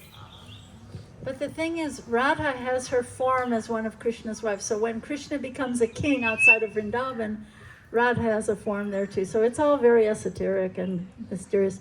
But so when I got initiated, Prabhupada said, he said, you are a beautiful girl. He told the story of Rukmini, which is the story of Krishna kidnapping Rukmini. And he said, you are a beautiful girl, and Krishna can accept any number of beautiful girls. So one day Krishna will kidnap you. Right? He said, and then he said, you're a beautiful girl, now become more beautiful within also, which is the lifetime instruction. He said, you are a beautiful girl, now become more beautiful within also, because that's the instruction for us all, right? To become beautiful within. So I'd like to end with a song. Is that okay? Yeah. Shri Govinda Gopinata Gopinata Madana Mohan Madana Mohan Jai Radhe Jaya Krishna Jaya Vrindavan Jaya Radhe Jaya Krishna Jaya Vrindavan. Jai Radhe Jaya Krishna Jaya Vrindavan Jaya Radhe Jaya Krishna Jaya Vrindavan. Shri Govinda Gopinata Madana Mohan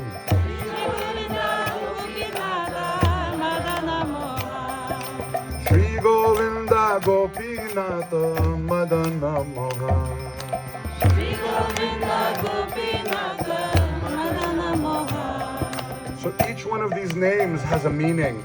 All the names of Krishna are actually a way of connecting with Krishna's devotees or some pastime or some aspect of him. So let's focus on Madana Mohan. Everyone say Madan. Mohan. Mohan.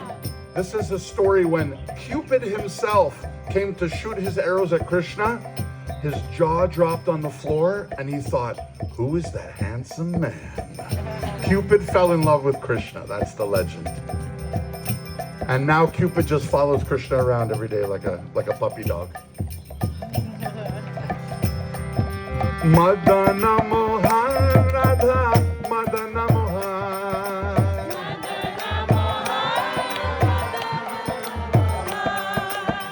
Madana Mohan Radha Madana Mohan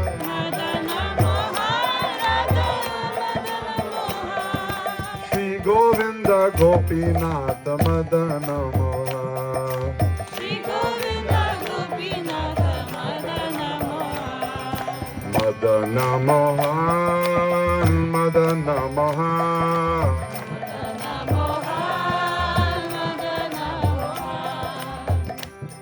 So what are we thinking?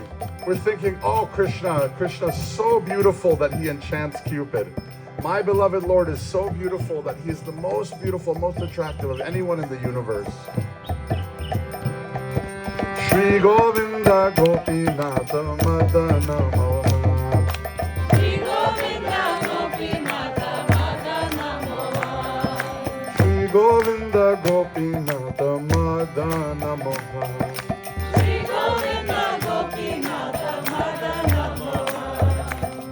All glories to Shamakund, all glories to Radhakund, and to the Govardhan Hill. All glories to the Yamuna River, also known as Kalindi.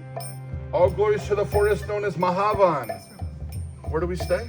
All glories to the sumptuous accommodations at Mahavan Forest, where Krishna and Balaram displayed all their childhood pastimes.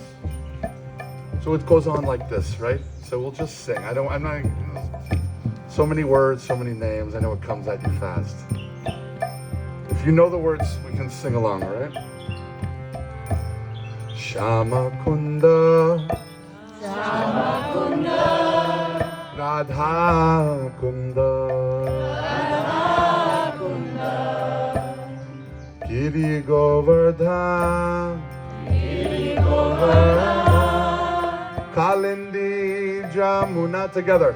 Kalindi Jamuna, Jaya, Jaya, Mahava.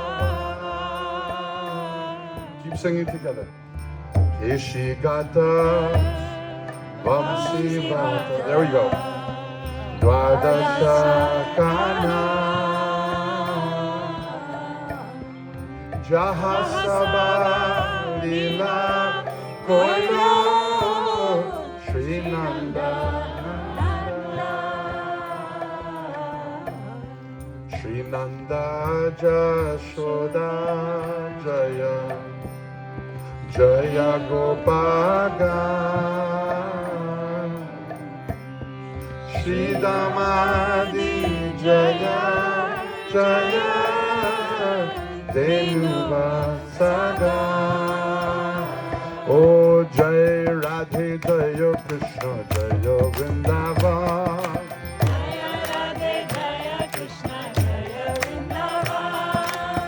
Jai Radhe, Jaya Krishna, Jaya Vrindavan. Jaya Radhe Jaya Krishna Jaya Vrindavan. Shri Govinda Gopinatha Madana Mohan. Shri Govinda Gopinatha Madana Mohan. Shri Govinda Gopinatha Madana Mohan. Shri Govinda Gopinatha Madana Mohan. Oh Madana Mohan, Radha Madana Mohan. Madana Mohan, Madana Mohan, Radha Madana Mohan. Madana Mohan, Shri Govinda Gopinatha Madana Mohan. Shri Govinda Gopinatha Madana Mohan. Shri Govinda Gopinatha Madana Mohan. Shri Govinda Gopinatha Madana Mohan. Jaya Vrishabhanu Jaya Kirtida Sundari. Let's sing together with one voice. Oh Jaya Purnamasi Jaya Abhiranagari. Jaya Jaya Gopishwara Vrindavana. Jaya Jaya Krishna Sakha Bakti Jaya. Jaya Rama Ghata Jaya Rohini Nanda. Jaya Jaya Vrindavana Vasi Jaya. Jaya Dvija Patni Jaya Naga Kanyaga Bhakti Teja Hara Pailo Govinda Chara. Together. Jaya Radhe Jaya Krishna Jaya Vrindavan. Jaya Radhe Jaya Krishna Jaya Vrindavan. Jaya Radhe Jaya Krishna Jaya Vrindavan. Jaya Radhe Jaya Krishna Jaya Vrindavan. Jaya Radhe Jaya Krishna Jaya Vrindavan. Jaya Radhe Jaya Krishna Jaya Vrindavan. Shri Govinda Shri Govinda Gopinatha Gopinatha Madana Mohan. Madana Mohan. Madana Madana Moha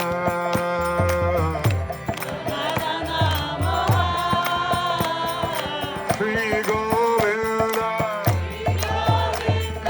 Gopinatha Oh Madana Moha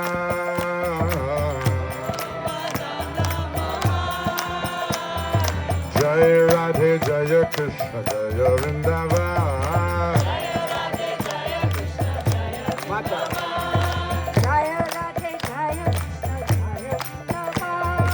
Jaya Radhe Jaya Krishna Jaya Vrindavan. Shri Govinda Gopinatha Madana Moha Shri Govinda Gopinatha Madana Mohan. Oh Madana Mohan Radha Madana Mohan Madana Mohan Radha Madana Mohan. Oh Madana Mohan Radha Madana Mohan Madana Mohan Radha Madana Mohan. Madana Mohan Radha Madana Mohan Shri Govinda Gopinatha Madana Mohan Shri Govinda Gopinatha Madana Mohan Jaya Rasa Mandala Jaya Jaya Radha Shyam Jaya Jaya Rasa Leela Sarva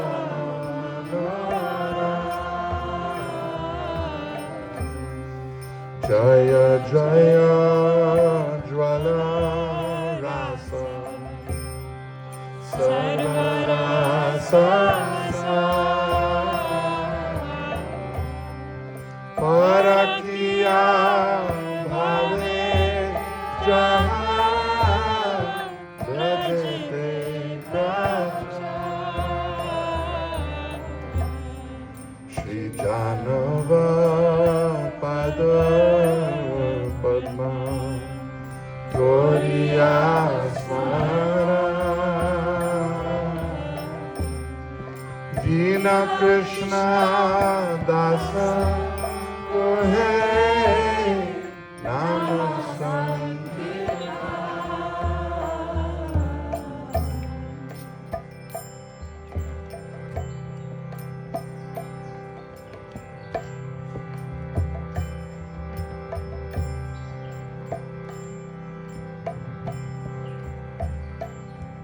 Hare Krishna, Hare Krishna, Krishna Krishna, Hare Hare, Hare Rama, Hare Rama, Rama Rama, Hare Hare, Hare Krishna, Hare Krishna, Krishna Krishna, Hare Hare, Hare Rama, Hare Rama, Rama Rama, Hare Hare.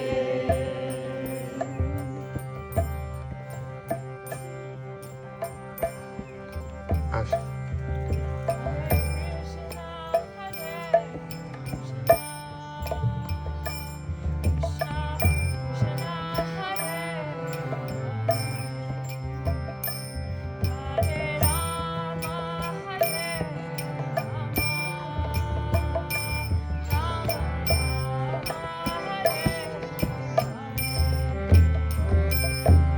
Hare Krishna, Hare Krishna, Krishna Krishna, Hare Hare,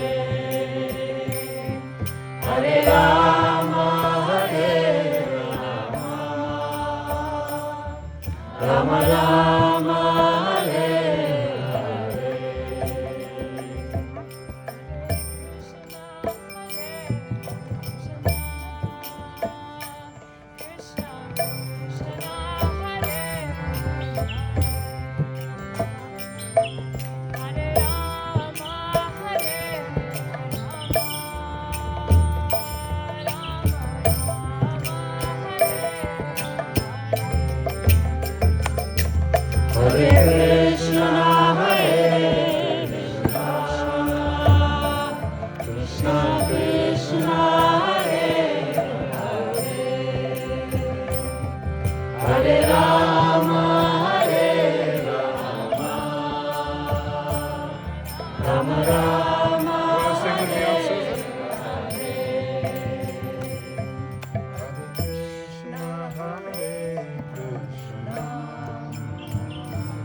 Krishna Krishna Hare Hare Hare Rama Hare Rama Rama Rama Hare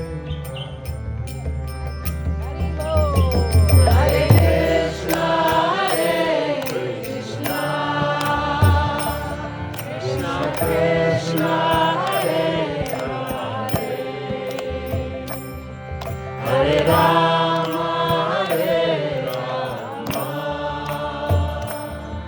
Rama Rama Hare Hare Oh Hare Krishna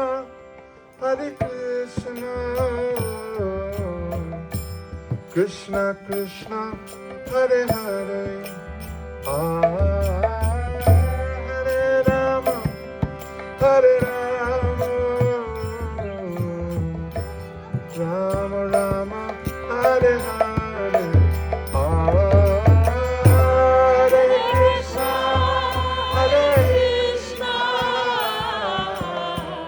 Krishna Krishna Hare Hare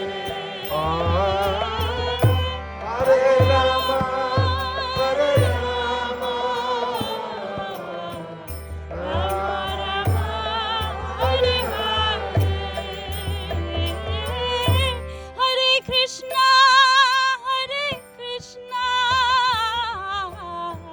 Krishna, Krishna Krishna, Hare Hare, Hare Rama,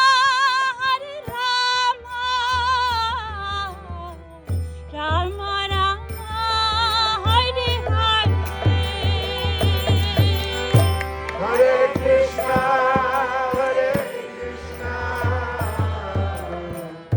Krishna Krishna Hare Hare Hare Rama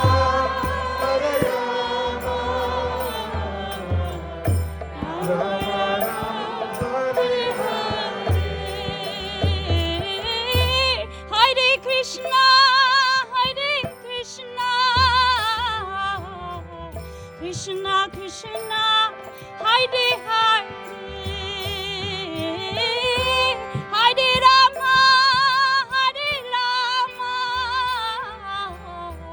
Rama Rama, Hare Hare. Hare Krishna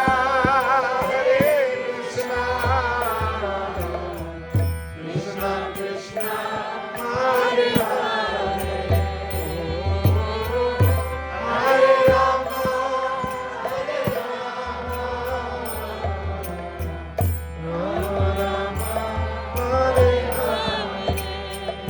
Hare Hare Krishna Krishna Krishna Hare Hare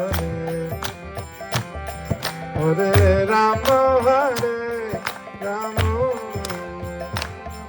Rama Rama Hare Hare Hare Krishna Krishna Krishna Hare Hare Hare Rama Rama Rama Hare Hare Hare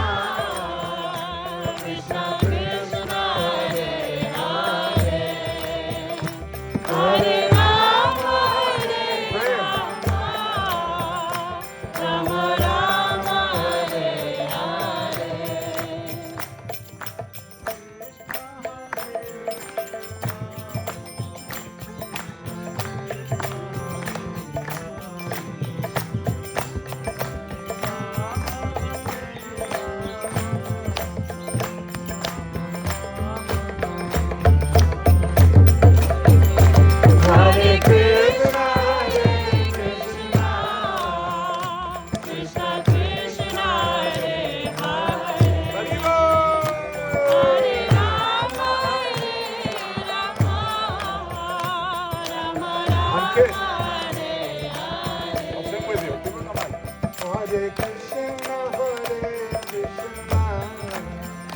Krishna Krishna, Hare Hare, Hare Rama, Hare Rama, Rama Rama, Hare Hare Krishna, Krishna. Give it to Sanjeev.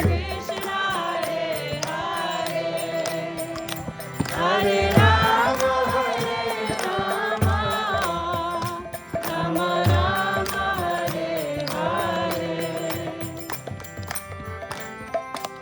Is the mic on? Na Hare Hare, Hare Rama, Hare Rama, Rama Rama, Hare Hare.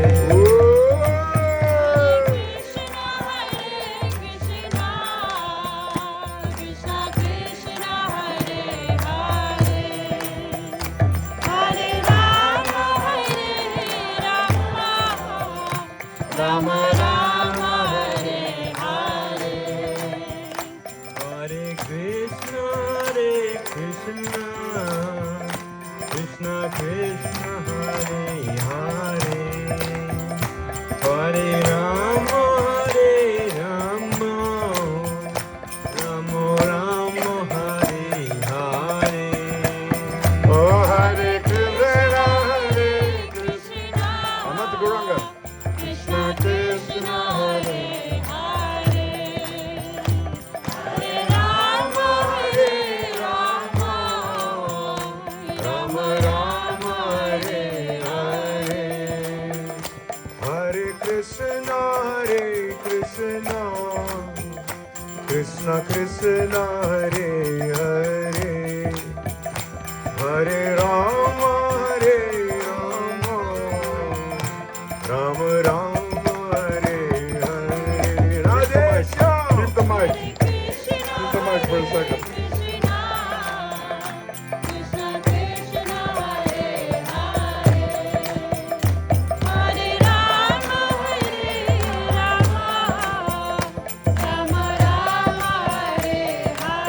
Okay, keep clapping. I want you to keep this beat, okay?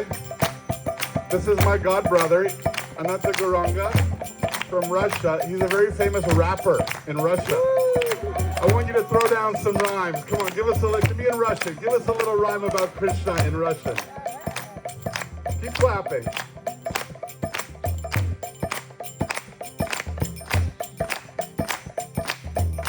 Снова растерян в тесном сне, память пылинками на свету. Солнце заходит в моем окне, солнце зайдет, когда я уйду. Комната залита золотом, руны лучей приливы, вечно насущный хлопот, но стали люди счастливы. Слоем бессмысленной копоти, души покрыты хрусталем. Как бы стереть ее, Господи, как бы тогда засияли.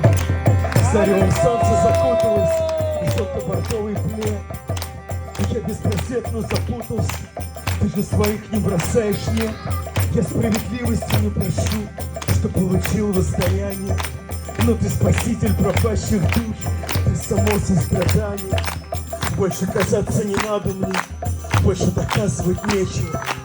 Солнце заснуло в моем окне, в ласковых сумерках вечера. Hare Krishna, Hare Krishna, Krishna Krishna, Hare Hare, Hare Rama, Hare Rama, Rama Rama, Hare Hare. Again. Hare Krishna, Hare Krishna, Krishna Krishna, Hare Hare, Hare Rama, Hare Rama, Rama Rama, Hare Hare. Oh, Hare Krishna, Hare Krishna, Krishna Krishna, Hare Hare, Hare Rama, Hare Rama, Rama Rama, Hare Hare. Hare Krishna, Hare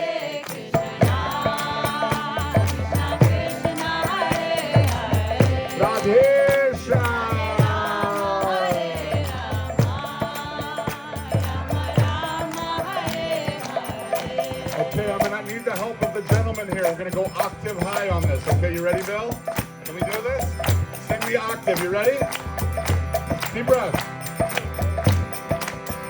Hare Krishna, Hare Krishna, Krishna Krishna, Hare Hare, Hare Rama, Hare Rama, Rama Rama, Hare Hare. Now the ladies. Hare Krishna, Krishna Krishna, Hare Hare, Hare Rama,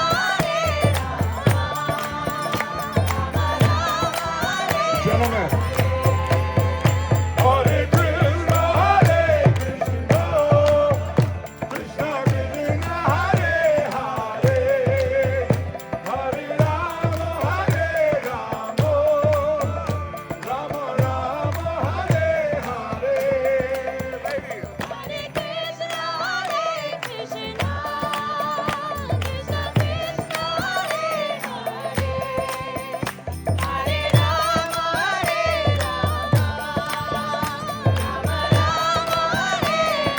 Govinda Jai Jai Gopala Jai Jai. Govinda Jai Jai Gopala Jai Jai. Radha Ramana Hari Govinda Jai Jai. Radha Ramana Hari Govinda Jai Jai. Govinda Jai Jai Gopala Jai Jai. Govinda Jai Jai Gopala Jai Jai. Govinda Govinda Govinda Govinda. Gopala Gopala Gopala Gopala. Radha Ramana Hare.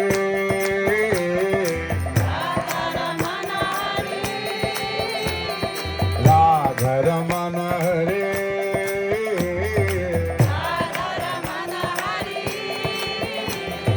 Radha Ramana Hare Govinda Jai Jai. Shri Radha Ramana Hare Govinda Jai Jai. Govinda Govinda Govinda Govinda. Gopala Gopala Gopala Gopala. Govinda Gopala Govinda Gopala.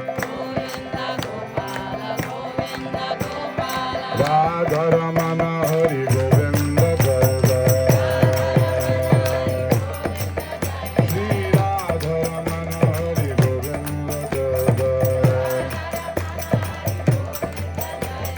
Govinda Jai Jai Gopala Jai Jai. Govinda Jai Jai Gopala Jai Jai. Govinda Jai Jai Gopala Jai Jai. Hey, you guys follow Bala. Radha Ramana Hari Govinda Jai Jai. Radha Ramana Hari Govinda Jai Jai. Govinda Jai Jai Gopala Jai Jai. Govinda Jai Jai Gopala Jai Jai. Oh, Hare Krishna,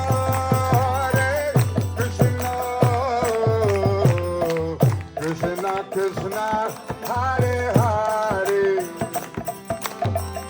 Hare Ram, Hare Ram, Ram Rama, Hare Hare. Oh, Krishna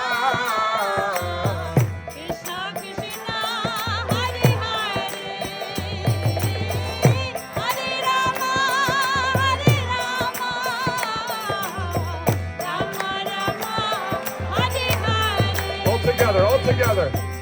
Hare Krishna, Krishna Krishna, Hare Hare, Hare Rama, Rama Rama, Hare Hare. Hare Krishna, Hare Krishna,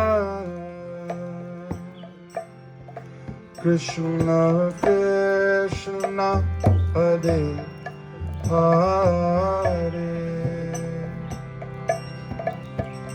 Hare Rama, Hare Rama, Rama Rama, Hare Hare.